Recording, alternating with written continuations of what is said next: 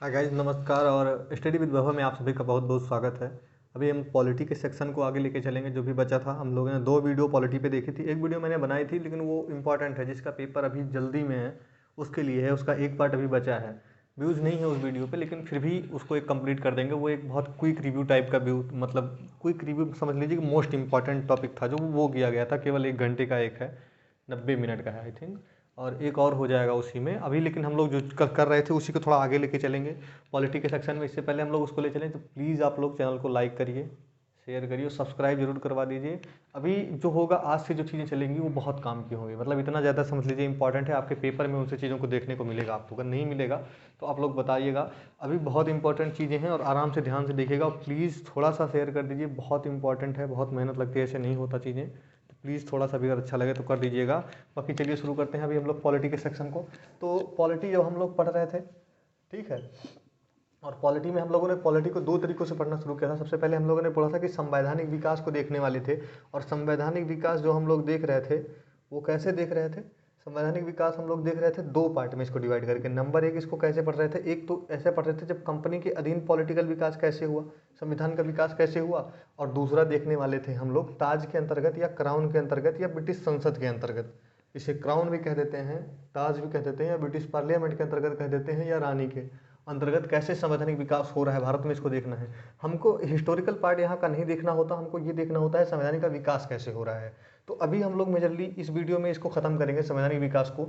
इस पे हम लोग दो चीज़ों पे बात कर चुके हैं। एक 1600 के चार्टर पे बात कर चुके हैं, जिससे कंपनी की स्थापना हुई थी और 15 साल के लिए इसको दिया गया था। एलिजाबेथ ने उस टाइम पे दिया था। अकबर अपने यहाँ राजा हुआ करते थे, उसके बाद में एक दो लोग आए थे आपका जो है, जो भी आए थे, कंपनी बनने की स्थापना हुई। उसके बाद में हमने पढ़ा था 1726 का एक्ट, जिसके तहत दोनों प्रेसिडेंसियाँ, तीनों प्रेसिडेंसियों को अधिकार दे दिया गया कि आप लोग कानून बना सकते हैं। फिर हम लोगों ने क्या देखा कि 1773 का हम लोगों ने रेगुलेटिंग एक्ट देखा था। और 1781 का जो है क्या कहते हैं इसको, क्या कहते हैं, एक्ट ऑफ सेटलमेंट देखा था। ये रेगुलेटिंग एक्ट है और ये वाला एक्ट क्या है, एक्ट ऑफ सेटलमेंट इसे कहते हैं। ठीक है, इतना हम लोगों ने देख लिया था। अब इसके आगे हम लोग जो देखने वाले हैं मैटर, उसको समझना है आप लोगों को। अब यहाँ के बाद क्या क्या हमको देखना होता है, थोड़ा सा 84 में 1784 में कंपनी का क्या क्या हुआ था उसको देखेंगे। तो अब दो एक्ट आप लोग अगर हेडिंग डालना चाहें आप लोग देख लीजिए, इस वीडियो में चीज़ें लगभग खत्म हो जाएंगी। 1784 का एक्ट, इस 1784 के एक्ट में ऐसा क्या किया गया जो आप लोगों को पढ़ने लायक है। तो 1784 के एक्ट में जो एक दो चीज़ें बहुत इंपॉर्टेंट थी जो की गई थी, वो सबसे पहले क्या किया गया था ना, दो काम किया गया। अभी तक हम लोगों ने पढ़ा था कि क्या किया गया था, कंपनी के लिए चीज़ें क्या किया गया था कि पहले द्वैध शासन को समाप्त किया गया। यहाँ पे जो मोस्ट इंपॉर्टेंट काम हुआ, सबसे एक तो ये किया गया कि व्यापारिक कार्य, और उसके बाद में दूसरा क्या किया गया, राजनीतिक कार्य, इसे अलग किया गया। कंपनी के दो कामों को अलग किया गया। इसमें से एक बहुत इंपॉर्टेंट है यही चीज़ कि व्यापारिक कार्य को और कंपनी के राजनीतिक कार्य को अलग किया गया। और पिछले वीडियो में हम लोग पढ़ चुके हैं कि एक काउंसिल बन चुकी थी इसके लिए, ठीक है। एक बोर्ड ऑफ जो है डायरेक्टर्स की, एक दो डायरेक्टर्स का जो टीम था वो बन चुका था। बोर्ड ऑफ डायरेक्टर का एक जो है प्रॉपर जो संगठन हो चुका था, जो 4 लोग होते थे, उसके बाद में 3 हो गए, इन्हीं की संख्या 3 हो गई, 4 से घट के 3 कर दी गई। इनका संगठन हो चुका है 1773 के एक्ट में। अब राजनीतिक कार्य को देखने के लिए क्या किया गया, एक 6 सदस्यीय लोगों की और स्थापना की गई, 06%, 6 सदस्यीय एक टीम की स्थापना की गई, जी क्या कहा गया, काउंसिल कहा गया, board of council, BOC, board of council की स्थापना की गई जो राजनीतिक कार्य को देखती थी। यहाँ से आपको क्या देखने को मिला कि राजनीतिक काम को देखने के लिए हम लोगों ने देखा था कि पहले गठन हो चुका था 4 सदस्यीय टीम का, फिर बाद में उसको 3 कर दिया गया था, फिर अभी अभी आप लोग देखेंगे आगे फिर बढ़ेगा। अब यहाँ से क्या किया गया, कंपनी को एक राजनीतिक कार्य की स्थापना की गई, जिसको देखने के लिए 6 सदस्यीय एक बोर्ड बनाया गया, ठीक है। तो यहाँ से केवल इतना याद रखना है कि कंपनी के व्यापारिक और राजनीतिक कार्य को कब अलग किया गया, 1784 के एक्ट में अलग किया गया।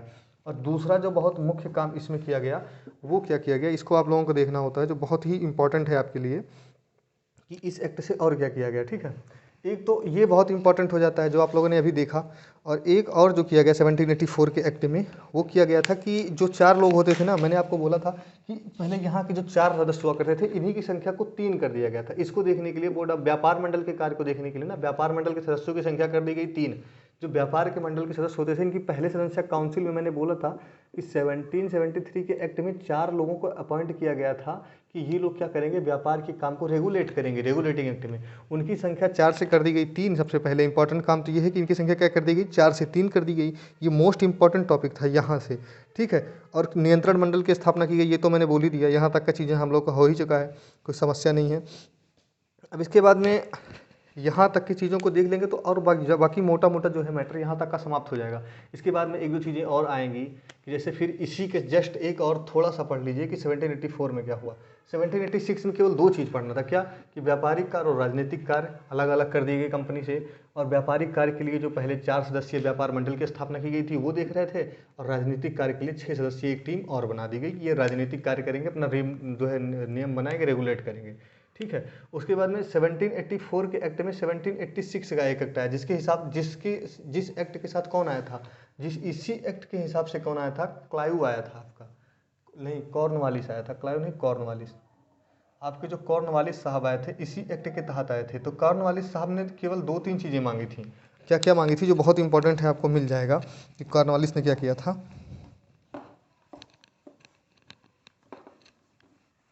देखिए लिख देते हैं कि 1786 के एक्ट से मेजरली क्या क्या हुआ था। तो सबसे पहले तो याद यहाँ से रख लीजिएगा कि कॉर्नवालिस यहाँ आए थे, ठीक है। इन्हें ही कुछ विशेषाधिकार दिए गए थे, नहीं ये आ ही नहीं रहे थे, विशेषाधिकार लेके ही आए थे। दूसरा चीज़ क्या किया गया था, इनके कॉर्नवालिस के आने से क्या हुआ, सबसे पहले तो इन्हें सर्वोच्च सेनापति का भी पद चाहिए था। क्या हुआ था कि जो 3 सदस्य होते थे, 3 सदस्य होते थे, बीच में मैंने एक चीज़ नहीं बोला, आपके लिए इंपॉर्टेंट नहीं है। पहले 4 सदस्य होते थे व्यापार में, उसमें से उसकी संख्या कर दी गई 3। उसके बाद एक काउंसिल में एक लोगों की जो है संख्या बढ़ाई गई, एक आदमी की संख्या काउंसिल में बढ़ाई गई, और उसे क्या किया गया कि सेनापति का कार्य दे दिया गया था। सेनापति का कार्य वो करने लग गया था। तो ये फिर से ये लोग 4 हो गए थे एक्चुअल में। थोड़ा आपको बाउंसर लगेगा, लेकिन याद रखने के लिए बस बता रहा हूँ मैं, 4 फिर से हो गए थे। और सर्वोच्च सेनापति का काम दूसरे को दे दिया गया था, एक अलग व्यक्ति को। लेकिन सर्वोच्च सेनापति का कार्य इन्होंने मांगा, कहा मुझे सबसे पहली चीज़ तो ये दीजिए कि मैं सर्वोच्च सेनापति बन सकूँ, ठीक है। तो सर्वोच्च सेनापति का अधिकार सबसे पहले किस वो गवर्नर जनरल को दिया गया था। ये बंगाल के गवर्नर जनरल थे, बंगाल के गवर्नर जनरल थे, ठीक है, बंगाल के गवर्नर जनरल। सबसे पहले किसको दिया गया था, तो कॉर्नवालिस को दिया गया था, ठीक है। और ये सर्वोच्च सेनापति पे दूसरी चीज़ इन्होंने क्या मांगा कि अगर कोई परिषद, गवर्नर जनरल की जो परिषद थी, परिषद अगर कोई रूल देती है, मैंने आपको बोला था गवर्नर जनरल का कार्य करने के लिए 1773 के एक्ट में एक परिषद की स्थापना की गई, जिसके साथ इनको काम करना था, उसी की सलाह पे। तो परिषद के जो निर्णय को ये क्या कहते थे, इग्नोर कर सकते थे। परिषद के निर्णय को सबसे पहले कौन इग्नोर कर सकता था, तो कॉर्नवालिस ही थे, जो परिषद के निर्णय को भी क्या कहते हैं, इग्नोर कर सकते थे। 3-4 चीज़ें आपको यहाँ से याद रखनी है कि 1784 के एक्ट में थोड़ा सुधार करते हुए 1786 में एक छोटा सा एक्ट और दिया गया। उसमें क्या किया गया, कॉर्नवालिस को कहा गया कि आप सर्वोच्च सेनापति का पद भी ले सकते हैं। अगर स्थिति ऐसी आती है कि सेनापति का रोल आपको लेना चाहिए, तो सर्वोच्च सेनापति आप बन जाइए, आपको कोई रोकेगा नहीं, ठीक है। ये सेनापति बन सकते थे, और अपनी जो गवर्नर जनरल की काउंसिल थी, वो जो सलाह देती थी, उसको मानने के लिए ये बाध्य नहीं थे। ये चाहते तो उनकी बातों को भी टाल सकते थे। ये 2 चीज़ें जो मेजरली थी यहाँ से आपको देखने लायक, वो आप लोग देख लीजिए। अब हम लोगों के लिए जो कोई इंपॉर्टेंट एक्ट बच के आता है, तो वो बच के आता है, जानते हो कौन सा बच के आता है, 13 का एक्ट। अगर 13 का एक्ट आप लोग देख लेते हैं तो आपके लिए सबसे 93 का ही एक एक्ट है, 93 का भी एक्ट है, लेकिन 93 का एक्ट हमारे उतने काम का है नहीं। 93 का एक्ट वास्तव में केवल 93 के एक्ट में अगर आप लिखना चाहें तो 1793 के एक्ट में एक चीज़ ये की गई थी कि जो वेतन भत्ते थे ना, काउंसिल के वेतन भत्ते, वो भारतीय क्या कहते हैं कोषागार से देने की रूल हो गया। भारतीय कोषागार से उसको दिया जाने का जो है रूल बना दिया गया। लेकिन आपके काम का बिल्कुल नहीं है ये, तो आप ये बिल्कुल मत देखिएगा। इस वीडियो में हमको ख़त्म करना है लगभग आज। अब 1813 में क्या हुआ, 1813 के एक्ट में क्या हुआ था। अब लिखना चाहें अगर आप लोग तो 4-5 चीज़ें बहुत इंपॉर्टेंट है 1813 के एक्ट में। यहाँ से चीज़ें बहुत इंपॉर्टेंट है, पेपर में बहुत सीधा इफेक्ट डालेंगी। यहाँ से देखिए, तो सबसे पहला जो 1813 के एक्ट में हुआ, वो नंबर 1 पे काम ये हुआ कि क्या किया गया कि जो है इनके व्यापारिक एकाधिकार को समाप्त कर दिया गया। पहले हर साल 20 वर्ष बढ़ा दिया था, व्यापारिक एकाधिकार को, कंपनी के व्यापारिक एकाधिकार को समाप्त किया गया, ठीक है। क्या किया गया, 1813 के एक्ट में सबसे पहले कंपनी का व्यापारिक एकाधिकार समाप्त कर दिया गया। अब अपवाद है इसका, वो याद रखिएगा। प्लस कर दिया गया 20 साल के लिए केवल 2 चीज़ कि ये लोग चीन से व्यापार कर सकते थे। चीन को लिख ले CHINA, चाइना लिखिएगा, कहीं कहीं किताब में शुगर लिखा है, चीनी लिखा है, चीनी नहीं, चीन का देश, यानी चीन देश से ईस्ट इंडिया कंपनी व्यापार कर सकती थी, सबसे पहली चीज़। और दूसरी चीज़ क्या थी कि ये लोग इंडिया या पूर्व के देशों में चाय का व्यापार जो है खुले तौर पे कर सकते थे अभी भी। मतलब जो ईस्ट इंडिया कंपनी का केवल पहले व्यापार पे पूरा अधिकार था, कोई भी व्यापार होता था ईस्ट में, मतलब अगर ब्रिटेन के पूर्वी देशों में कोई भी व्यापार करती थी ब्रिटेन की कंपनियां, तो उसका एक ही रास्ता था, वो था ईस्ट इंडिया कंपनी। उनको पहले ईस्ट इंडिया कंपनी से समझौता करना था, तब करना था। लेकिन 1813 में ऐसा किया गया कि सारे व्यापार को ओपन कर दिया गया, केवल एक चीज़ को रिजर्व किया गया कि चीन देश में अभी इनका व्यापार एकाधिकार, और दूसरी चीज़ कि चाय, अगर ये चाय का व्यापार करना चाहते हैं तो उस पर इनको एकाधिकार दिया गया। ठीक है, चीन देश और चाय का व्यापार अभी भी एकाधिकार बना रहा। तीसरी चीज़ क्या किया गया कि एजुकेशन को 1 लाख रुपए दिया गया, शिक्षा को 1 लाख रुपए हर साल। यहीं से देखिए, लिख लीजिए, बहुत इंपॉर्टेंट है आपके पेपर के लिए, अगर नहीं होता तो मैं खुद नहीं लिखाता। कि क्या किया गया कि 1 लाख रुपए दिया गया, 1 लाख पर ईयर किसको दिया गया, एजुकेशन को दिया गया, शिक्षा को दिया गया। शिक्षा के लिए 1 लाख हर साल यहीं से देना शुरू किया गया 1813 के एक्ट में।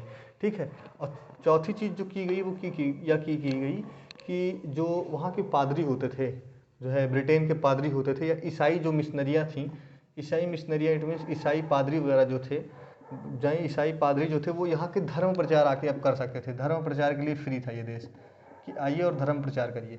तो मेजरली इस सेक्टर से केवल 2 चीज़ें याद रखनी है कि व्यापारिक एकाधिकार को कंपनी के समाप्त कर दिया गया, बस 2 चीज़ों को छोड़ के, एक चीन के साथ व्यापार और दूसरा चाय के साथ व्यापार को, और दूसरा 1 लाख रुपए पहली बार एजुकेशन को यहाँ से अपॉइंट किया गया। अब इसके बाद जो हम लोगों को पढ़ना होता है वो पढ़ना होता है 1833 का एक्ट। इसको मैं मिटा दे रहा हूँ, आपको आई होप थोड़ा बहुत समझ में आया होगा। और 1833 का एक्ट बहुत ही इंपॉर्टेंट हो जाता है। 1833 के एक्ट से ज़्यादा इंपॉर्टेंट कोई एक्ट शायद ही होगा इन किताबों में। ठीक है, चलिए 1833 का एक्ट। तो 1833 के एक्ट में बहुत कुछ हुआ था। सबसे पहला काम, व्यापार को पूर्ण रूप से व्यापार खत्म, पूर्ण रूप से व्यापारिक एकाधिकार समाप्त। ठीक है, पूर्ण रूप से व्यापारिक एकाधिकार को समाप्त कर दिया गया, मतलब अब व्यापार पे एकाधिकार रह ही नहीं गया। सबसे पहला काम किया गया। और दूसरा क्या किया गया, अब यहाँ से एक जो है गवर्नर की काउंसिल में एक क्या क्या विधि सदस्य की नियुक्ति की जाने लगी। विधि सदस्य की नियुक्ति, गवर्नर की काउंसिल में एक विधि सदस्य बनेगा, विधि सदस्य की नियुक्ति की गई। और कौन बना सबसे पहला विधि सदस्य, मैकाले बने। ठीक है, तीसरा काम जो किया गया वो क्या किया गया, तीसरा काम किया गया कि यहीं से दास प्रथा का जो है, दास प्रथा का जो है कह दिया गया कि दास प्रथा अवैध है, मतलब अवैध है। और 1843 में इसके खिलाफ एक्ट बना दिया गया। मतलब 1843 में इसका एक रूल आ गया, समझ लीजिए, रूल लिख लीजिए। 1843 में इसका उन्मूलन हो गया कि 1847 के बाद अगर करते हैं तो अपराध है। तो दास प्रथा अवैध कर दी गई भारत में यहाँ से, कि अब अपराध हो गया। 1843 में जब लॉर्ड एलनबरो थे, तो लॉर्ड एलनबरो के समय में ये क्या किया गया था कि इसको अवैध घोषित कर दिया गया, इसका पूर्ण तरफ से उन्मूलन कर दिया गया, मतलब भारत से मुक्ति कर दी गई दास प्रथा की 1843 में। 33 में केवल इतना लिखना है कि इस एक्ट से दास प्रथा को अवैध किया गया। उसके बाद में जो तीसरा काम किया गया कि अब कंपनी को क्या करना था, केवल क्या करना था, यहाँ राजनीति करनी थी। राजनीतिक कार्य केवल अब कंपनी को करना था। कंपनी यहीं से केवल राजनीतिक कार्य करेगी, व्यापारिक कार्य खत्म, और पूरा व्यापार ओपन हो गया। ब्रिटेन के लोग चाहे जो चाहे यहाँ आप आके अपना व्यापार कर सकते हैं। अगर आप लोग नोट डाउन करना चाहते हैं तो 2-3 चीज़ें जो आपको सामने लिखी हैं, इसको आप लोग नोट डाउन कर लीजिए। आपके लिए बहुत ज़्यादा इंपॉर्टेंट है, इतना ज़्यादा इंपॉर्टेंट है कि आप समझ भी नहीं सकते, कि बहुत ज़्यादा इंपॉर्टेंट है। ठीक है, इसके बाद में शायद ही कुछ बचता है। ठीक है, सब कुछ समाप्त हो जाएगा यहाँ से चीज़ें। अब इसके बाद में जो हम लोग पढ़ने वाले हैं वो क्या पढ़ने वाले हैं, हाँ, अब इसके बाद जो हम लोग पढ़ेंगे वो पढ़ेंगे 1853 का एक्ट, जो कि लास्ट होगा। 1853 का एक्ट इधर कंपनी के अधीन लास्ट एक्ट होगा। 1853 का जो हम लोग एक्ट पढ़ने वाले हैं, तो 1853 का एक्ट हम लोग पढ़ने चल रहे हैं। 1853 के एक्ट में 2-3 चीज़ें बहुत इंपॉर्टेंट है जो की गई थी, यहाँ से समझिए। तो अभी तक हम लोगों ने क्रम से जितनी चीज़ें पढ़ी हैं, अभी मैं आपको बता दूं तो 1833 में एक चीज़ छूट गया था। 1833 के एक बहुत इंपॉर्टेंट चीज़ छूट गया था, मुझे अभी याद आ गया। 1833 में क्या किया गया था कि जो गवर्नर जनरल था, बंगाल के गवर्नर जनरल को भारत का गवर्नर जनरल कहा जाने लगा। भारत का गवर्नर जनरल कहा जाने लगा यहीं से। ठीक, तो ये कौन था, पहला कौन बना था, तो बेंटिंग, लॉर्ड विलियम बेंटिंग। ठीक है, आपसे पूछ सकता है पेपर में कि भारत का प्रथम गवर्नर जनरल कौन था, भारत का प्रथम गवर्नर जनरल और बंगाल का लास्ट जो है गवर्नर जनरल, बंगाल का लास्ट गवर्नर जनरल, ये दोनों कौन था, बेंटिंग थे। आपके लिए बहुत इंपॉर्टेंट है, याद रखिएगा कि 1833 के एक्ट में बंगाल के गवर्नर जनरल को भारत का गवर्नर जनरल कहा जाने लगा, और ये दोनों पदवी किसको प्राप्त हुई? बेंटिंग को। लास्ट बंगाल का गवर्नर जनरल और भारत का प्रथम गवर्नर जनरल। अब 1853 के एक्ट पे आते हैं और देखते हैं कि क्या चीज़ें हैं 1853 के एक्ट में जो बहुत इंपॉर्टेंट होगा, आपके सामने यहाँ लिख दिया जाएगा और हो जाएगा। तो 1853 का एक्ट हम लोग देख रहे हैं। तो क्या किया गया, सबको पता है यहाँ से क्या किया गया था। सबसे पहला काम तो ये किया गया कि अब कंपनी के पास व्यापार खत्म हो गया था। तो व्यापार खत्म हो गया था तो कंपनी के राजनीतिक कार्य को दो पार्टों में बांटा गया। यहाँ से राजनीतिक कार्य को किन दो पार्टों में बांटा गया? एक सेकंड के लिए रोक दीजिएगा।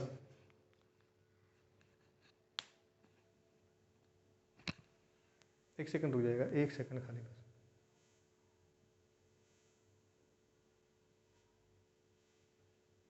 हाँ, तो कंपनी के क्या किया गया? राजनीतिक कार्य को दो पार्टों में बांटा गया। सबसे पहले तो कंपनी को क्या किया गया कि जो है राजनीतिक कार्य को दो पार्ट में डिवाइड करते हुए क्या क्या किया गया था।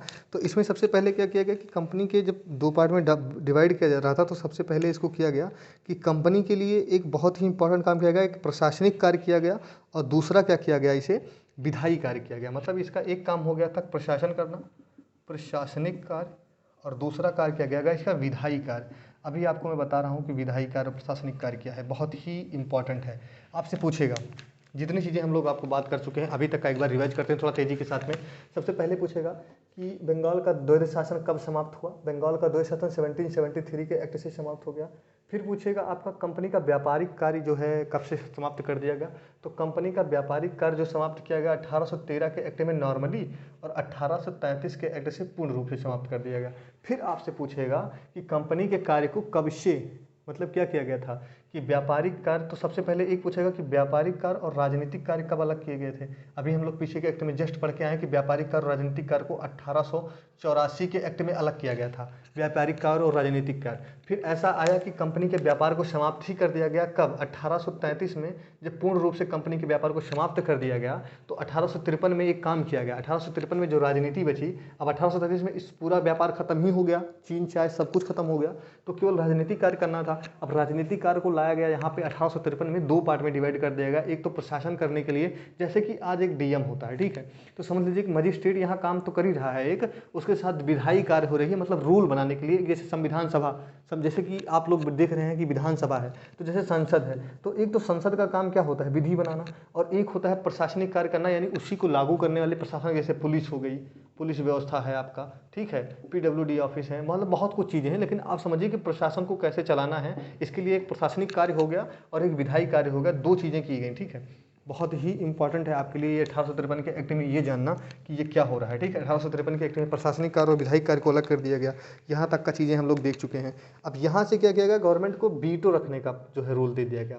जो यहाँ क्या कहते हैं, भारत का गवर्नर जनरल था, इसे यहीं से वीटो करने का जो है वीटो का यूज करने का अधिकार दिया गया। वीटो क्या होता है कि अगर काउंसिल कोई रूल देती है, जैसे ये विधायिका कोई रूल बना के देती है और गवर्नर कहता है कि नहीं मुझे ऐसा रूल नहीं चाहिए या उस पर सहमति नहीं है, तो वो एक वीटो लगा सकता है। अभी भी वीटो भारत में है, राष्ट्रपति वाले सेक्शन में हम लोग पढ़ेंगे कि वीटो होता है, जीवी वीटो होता है, ठीक है। तो वीटो क्या होता है कि वीटो में क्या किया जाएगा, अगर ये चाह लेगा तो इन काउंसिल के फैसले को, जो विधायी कार्य कर रही थी, विधायी कार्य करने वाली जो काउंसिल थी, जो रूल बना रही थी, एक्चुअल में ये भी पढ़ना होता है कि 12 सदस्यीय विधान परिषद का यहीं से गठन किया गया था। अब इसी कार्य को करने के लिए, विधायी कार्य को करने के लिए 12 सदस्यीय विधान परिषद बना था। लेकिन आपके लिए इंपॉर्टेंट नहीं है, आपको केवल इतना पता होना चाहिए कि राजनीतिक कार्य में प्रशासनिक और विधायी कार्य को अलग कर दिया गया था, ठीक है। यहाँ तक का मोटा मोटा हम लोग समझ चुके हैं, ये बहुत इंपॉर्टेंट था, ठीक है। अब यहीं से क्या होगा, दूसरी चीज़ जो इंपॉर्टेंट है आप लोगों के लिए, दो तीन चीज़ें कि वीटो का प्रयोग जो है इसको दिया गया था, गवर्नर को वीटो का कार्य दिया गया, इतना समझ लिया आप लोगों ने। अब जो इंपॉर्टेंट है और समझ लेते हैं। सबसे पहले याद रखिएगा, यहीं से क्या है कि लिखित परीक्षा प्रारंभ हुई, यहीं से लिखित परीक्षा द्वारा जो है नियुक्तियाँ यहीं से स्टार्ट हुई, ठीक है। आईसीएससी के जितने भी एग्जाम होते हैं, आईसीएस एक होता था ना, इंडियन सिविल सर्विस, तो इंडियन सिविल सर्विस का जितना भी एग्जाम था यहीं से स्टार्ट हो गया उससे, ठीक है। उसके बाद में क्या किया गया था कि आप लोग जो नॉर्मल आपके लिए जो बहुत इंपॉर्टेंट है वो यहाँ से कर दिया गया है। अब इतने से ज़्यादा इसको आपको नहीं पूछेगा, दो तीन चीज़ें जो आपके लिए इंपॉर्टेंट थी वो कर दिया गया। अब यहाँ जो होता है कंपनी का बेसिक चीज़ें जो है खत्म हो जाएंगी कंपनी के अंतर्गत। अब एक दूसरी वीडियो लाएंगे हम लोग, उसमें क्या पढ़ेंगे, कंपनी के आगे का कार्य पढ़ेंगे कि कंपनी ना होकर जब ताज के अंतर्गत विकास हो रहा है तो कैसे हो रहा है, ठीक है। तब तक के लिए देखते रहिए, बाकी धन्यवाद आप सभी का।